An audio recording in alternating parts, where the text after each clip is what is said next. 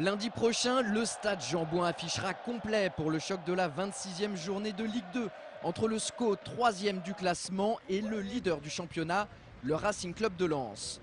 Cette rencontre face au Sang et Or, c'est sans aucun doute le match de l'année à domicile pour des Angevins qui piavent déjà d'impatience à l'idée de disputer une telle rencontre.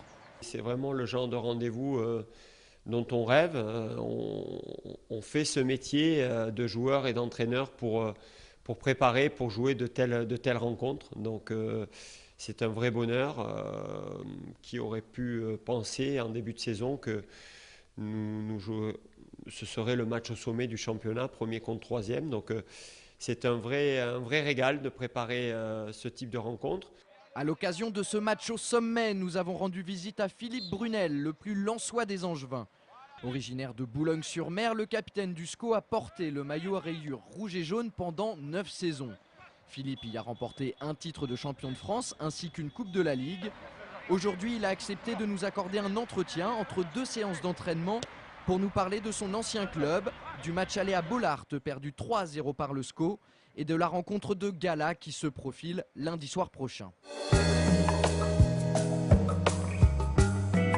vrai que ce club-là, il prend quand même une grande partie de ma personne parce que bon, je suis du Nord, j'ai réussi, comme dire, je suis un mec du Nord, je suis un ch'ti et j'ai réussi ma carrière à Lens. Je suis pas parti dans un autre club aussi bien à l'étranger et tout ça. Je suis un mec du cru et ça c'est une fierté pour moi, même je pense pour Lens aussi, ça doit être une fierté parce que il y en a pas des masses qui ont fait ce que j'ai fait.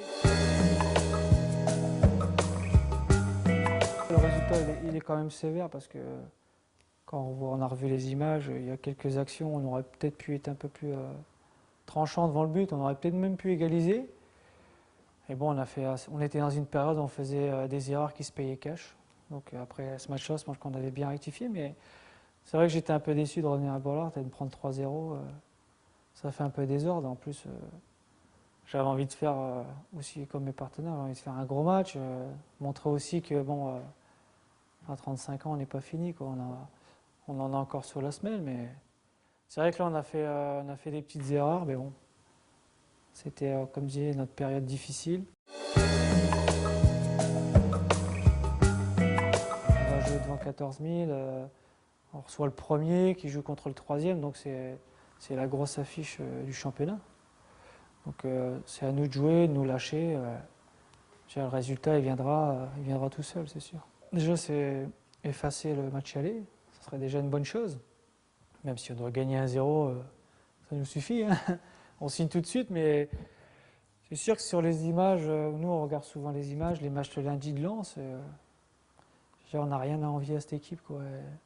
C'est sûr, ils ont des individualités, mais bon, je veux dire, si on joue sur notre vrai niveau, qui a été le nôtre quand on a joué Clermont, quand on a joué Strasbourg, quand on a joué Metz, quand on a joué Boulogne, si on joue sur cette qualité-là, sur ce qu'on sait faire, on n'a rien à craindre, quoi. On peut battre cette équipe, mais il faudra être vigilant parce que moindre petite erreur, ça peut se payer cash, quoi. On doit regarder devant, donc si on va regarder devant, il faut gagner. Voilà.